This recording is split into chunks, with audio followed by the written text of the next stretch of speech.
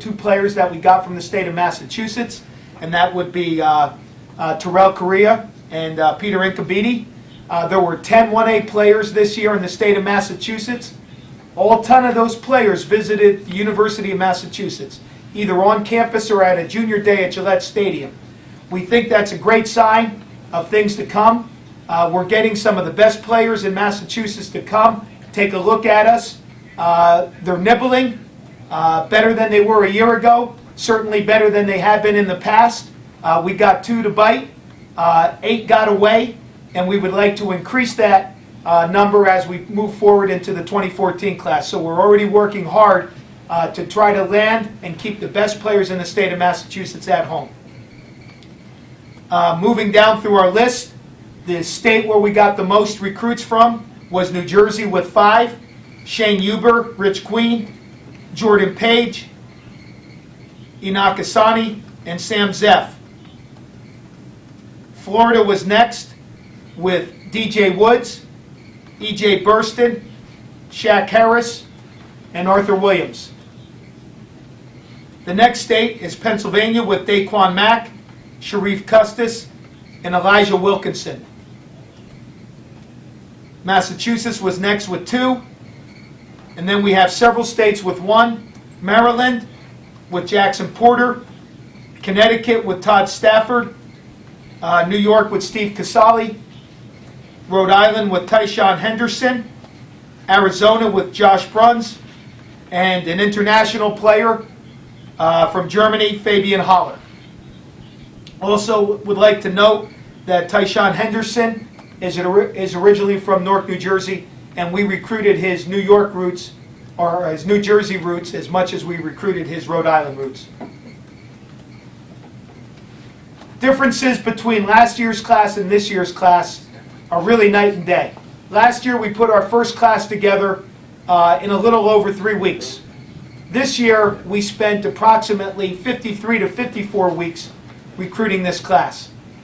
Last year we were really selling, more than anything, a vision and a dream. This year we had more reality to show the players. We were able to show them what our offense looked like, what our defense looked like, what our special teams looked like, a full coaching staff. We were able to describe to them in detail what the life of a UMass football player is, from winter workouts all the way through the conclusion of a season. We were able to describe to them the day-to-day activities of a Minuteman, how they go about their business. We were also able to develop relationships not only with their players, but with their family and their coaches. The talent is arguably the most talented group of football players to ever come to the University of Massachusetts. We won't know the fruits of our labors for several years, but I can tell you this, based on the young men, how they've performed in high school, when you look at their measurables, their size, their weight, their speed, we look at their intangible traits, the way they play the game of football, their passion for the game, their instincts, we think we put together the finest recruiting class in the history of the university. Last year's class, we thought, was a solid Mid-American Conference football class. We think this year, this class is more at the top of the list. May not be the top recruiting class in the Mid-American Conference, but certainly going to be in the top 25%.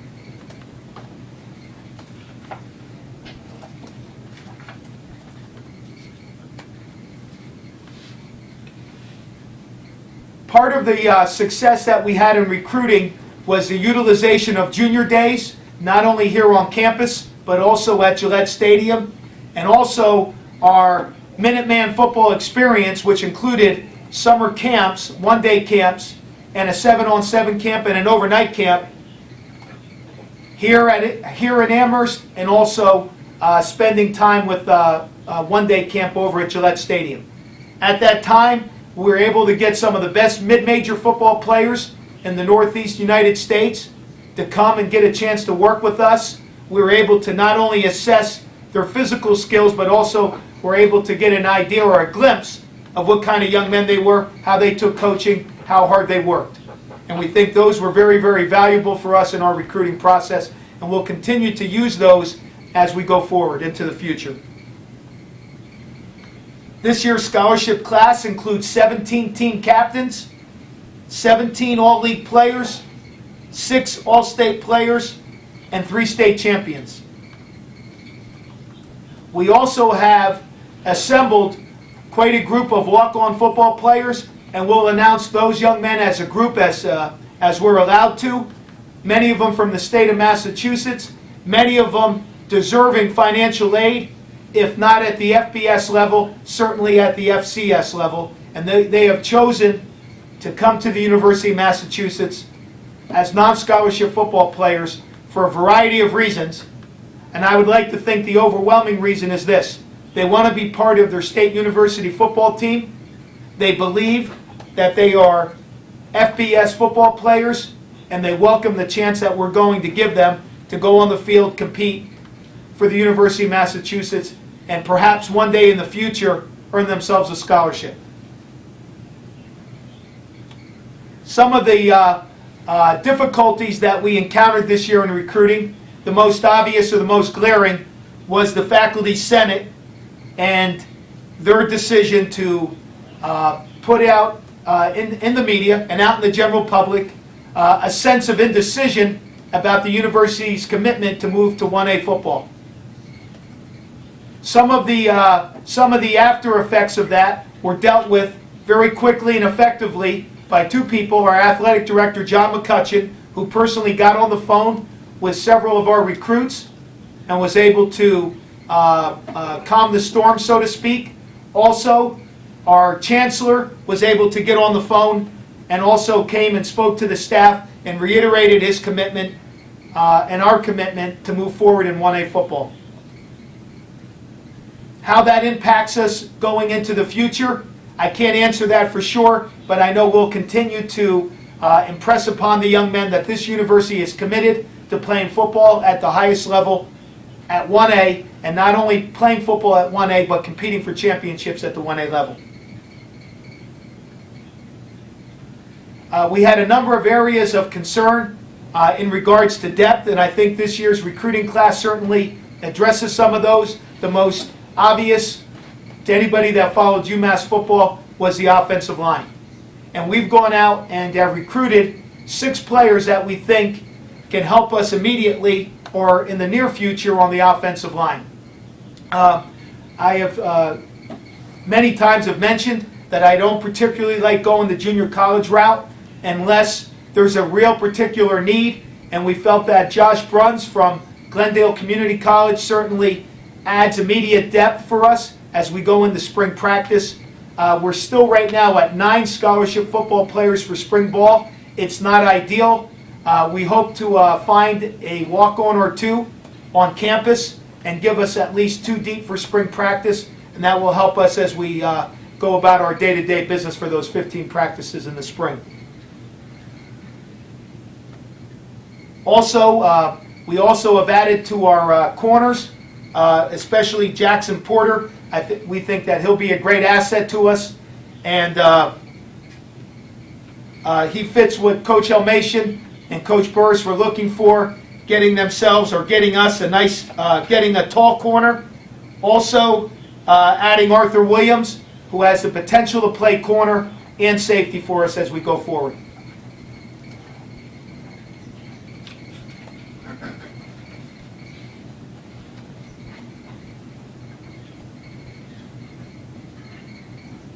Also, questions that's been asked about fifth-year transfers. Right now we have one fifth-year transfer that is committed to playing football at the University of Massachusetts.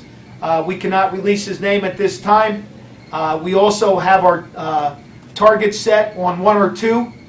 We don't think those guys are necessarily at this moment make or break for our recruiting class. We're very happy with the high school talent that has decided to come here. With the 1 fifth-year transfer that is committed to us, and obviously with the 1 junior college player that has joined our program. We have saved some spots in our recruiting class in the eventuality that we decide that there's another fifth-year player that fits our needs, or perhaps another high school football player that's available after the signing date.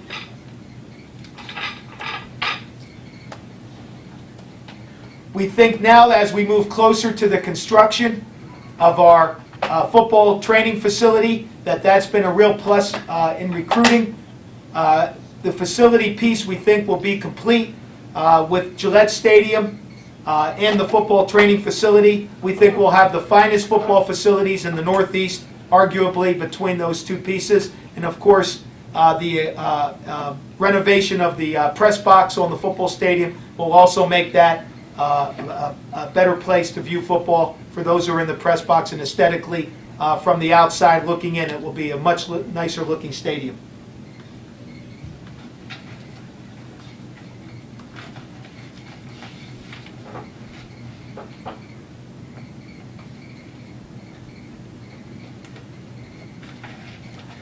And with that, I'd like to open up to any questions that you may have. Is this the hardest recruiting process you've gone through as a coach at any level? I wouldn't say it's the hardest. Every time that you recruit, you give it everything you got, especially once the football season's over. And I think our staff did a tremendous job of getting out and staying positive. We didn't have the best of seasons, yet that was very rarely a hindrance in our recruiting, because everybody that we recruited, we were able to paint a picture of what we think the future is going to look like, and we were able to get a number of young men to buy into that vision. How do you find a guy in Germany, and how does that whole thing sort of come together? Well, anytime you get a player like that, it's generally connections, and we were able to connect the dots via another coach that Coach Suber and I are friends with. Gave us a call. They were very, very interested in him, and their scholarship level for offensive line were full. So he passed the name on to us. We connected with his coach over in Germany, and the rest is history. We think he's an outstanding football player, extremely mature young man, extremely intelligent young man, and we think he can come in and really help us right now, because we really need help at that center position. We need some depth, and he'll certainly provide it. Somebody go over there? No one went over there. The first time we saw him was this past weekend as he came over on his official visit. We noticed some recruits flipped during the process, some to UConn, some to Temple. And what can you say about kind of the competition here in the Northeast with UMass recruiting at this level? Well, I think we're recruiting the right guys. We want to battle with the BCS schools. I don't know if you consider UConn and Temple to be BCS after next season. We certainly don't. But we do know this, that that's the neighborhood we want to be in. We want to be fighting UConn and Temple and Rutgers and Syracuse, Boston College, on every kid in the Northeast. So we won some and we lost some. We have a number of recruits that were offered by Northeast 1A schools that decided to come to UMass. Losing those two, losing those three guys that we lost, that's just, that's recruiting. We think that part of it was just the fact that one young man, his father went to the university where he decided to end up going to. I can't speak for those other two guys because they never called me, so I don't know what they were thinking. Did you have any anxious moments there with any guys that you had to convince one more time at the last? You know what? It's a pretty committed group of guys. Some of them have been committed since the summer. Maybe one or two wavered for a moment, but beyond that, that core group that we've had, I felt really good about going into today. Never really worried. We still have a battle or two on our hands that won't be finished for another 24 hours, 48 hours. But beyond that, I felt very confident that these guys would all sign today. Do you like the way some of your recruits have sort of participated in that battle? Well, this is what I like. This group of guys believe that they're coming here to win a conference championship and be a ranked football team. And the genesis of being a championship football team is the togetherness that a group of men feel for each other, and they've done an amazing job of bonding. In fact, our early commits got together on the East Coast and had a number of get-togethers, unbeknownst to the coaching staff, where they just decided to get together in some fairly large groups. With the you mentioned the difficulties with the faculty senate. How much of a challenge does the current facilities present to you? Even though these guys will probably only be in it for 1 year. We didn't have one guy complain about the current facilities, and the way I look at it is like this: if you've ever lived downtown and you got an opportunity in your life to move uptown, you really appreciated it more when you lived on the other side of the tracks. And I really think that the guys who are coming in relish the chance to live downtown before they get the chance to move uptown into the really nice place. So it's not been a negative at all, believe it or not. It's been almost never been brought up in the last 2 years because they know that the new building is on its way and that they would spend the majority of their careers training in it. Can you talk about how much having Uptown be a reality starting next year will help you? I think it would help us, not for the guys that are in, it's for those guys who are hearing negativity on the street. There's so many universities throughout time that make big promises and never deliver on them. So I believe some of our competition was painting us with that same brush, that we were one of those places that was promising a new facility, but it would never come about. I think this will certainly alleviate that. We'll never know who those guys were because they just never quite showed us the interest that they should have, and they would never say why. But now I think once we break ground and we can show them some bricks and mortar, I think it will improve our recruiting even that much more. You mentioned some of the other schools in the Northeast area, UConn, Temple, and being able to say that, maybe in the years to come, not really being Big East schools. Not that you necessarily want to engage in too much negative recruiting, but how much does the ability to have that conversation with potential recruits maybe help you guys in saying that, hey, we're just as legitimate and potentially more legitimate than these programs are? Well, to say more legitimate, that's probably that's maybe not the choice of words that I would use, but okay. I would say this. In a year from now, we're all going to be on equal footing. And it's not going to be based on the past, it's going to be based on the now. The teams that get an opportunity to get access to the biggest, the best bowl games that aren't in the group of five, if you're in the next group of five, so to speak, it's all equal footing. So we'll be able to really let our performance on the field dictate how far we get to go, just like they are. They're going to have the same battles that we have now to forge a reputation in a hostile environment.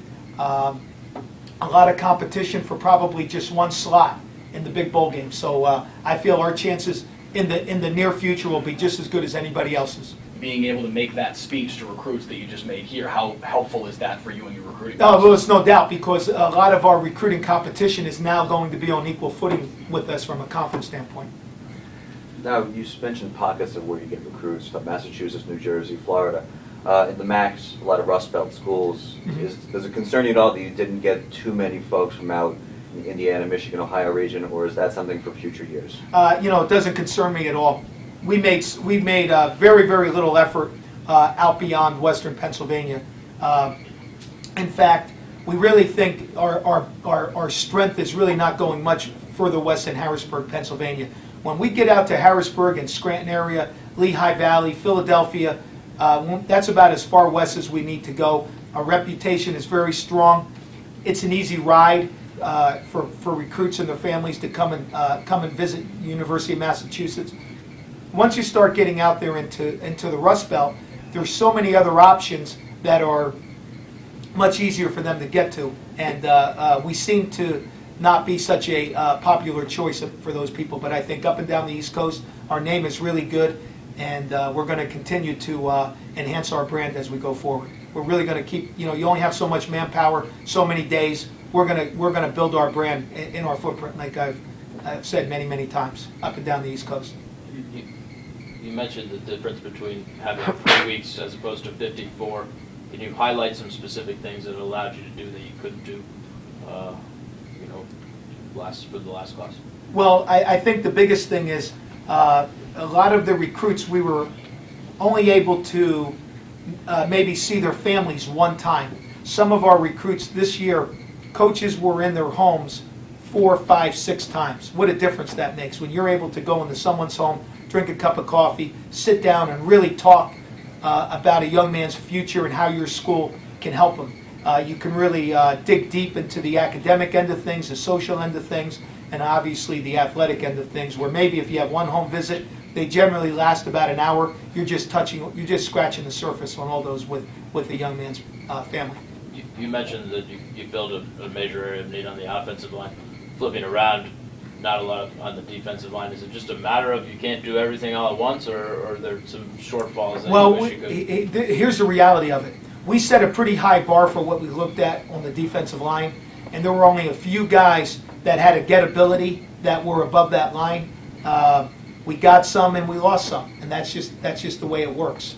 We didn't get them all. I would have liked to have gotten them all, but what we didn't want to do was lower our standards and have a player that you can't play championship football with, and you have them on your football team for 4 or 5 years. So we'll look to next year, and we'll just work that much harder to get the type of profile bodies that we need to play those positions for next year's recruiting class. Was that a concern kind of coming into this whole process, that you didn't want to waste scholarships on guys that you didn't feel were on par for this level of football? Well, of course, that should always be a concern, that you just don't want to bring guys here to fill a quota.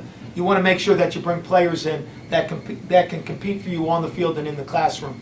And again, defensive line is a premium. Ask any NFL general manager, ask any college recruiter, ask any high school coach. We're all going to say the same thing.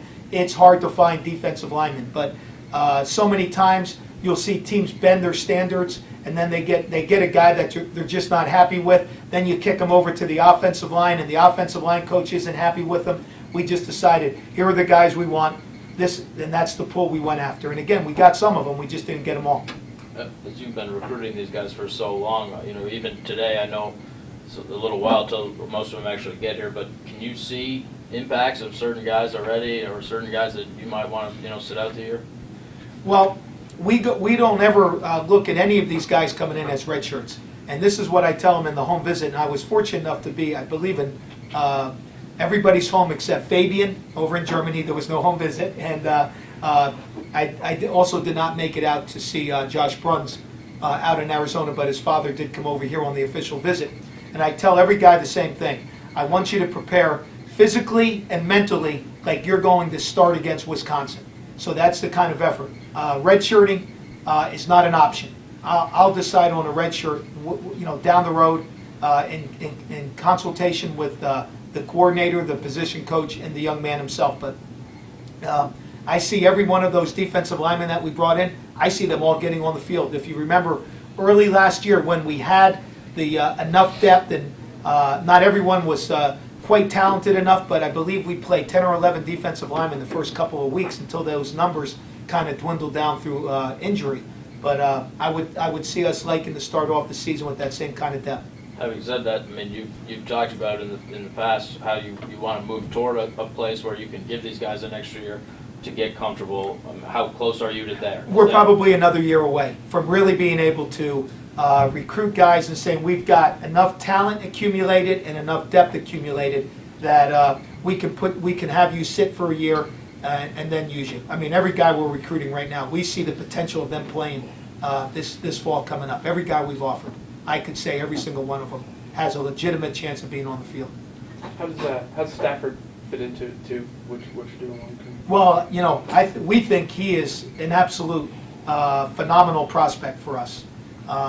We got a chance to watch him work not only obviously through video, but at a 7-on-7 where he was in games all day long on our campus. Also got to watch him in one of our one-day camps, and he's got a major league arm.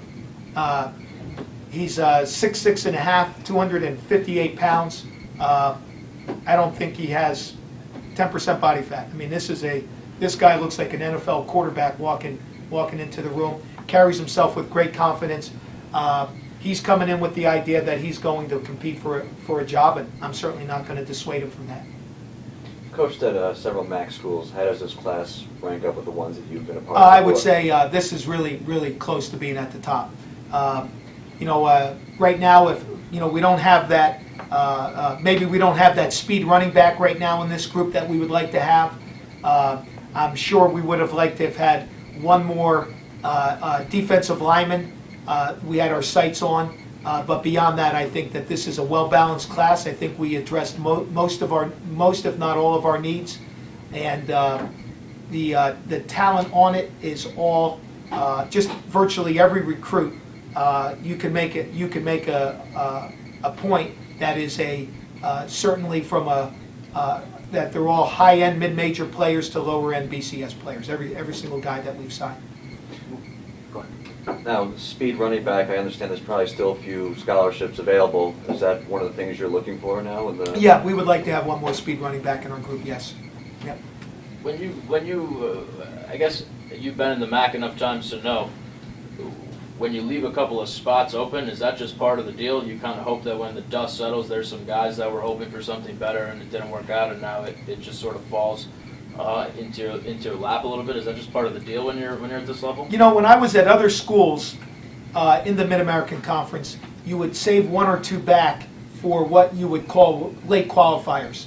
I'm not as interested in those guys, and here's why. Because if they're a late qualifier, they may not be able to handle the rigors of the academics here at the University of Massachusetts. That's not really the profile I'm looking for. I'm really looking for a guy that's a highly competitive young man, maybe got himself caught in a bad situation with numbers at some of the largest schools in the country where they just have a number of good football players stacked at a position, and a guy wants to transfer. Those guys interest me, especially one that has several years of eligibility remaining. Guys who, quote unquote, slip through the cracks a little bit, maybe.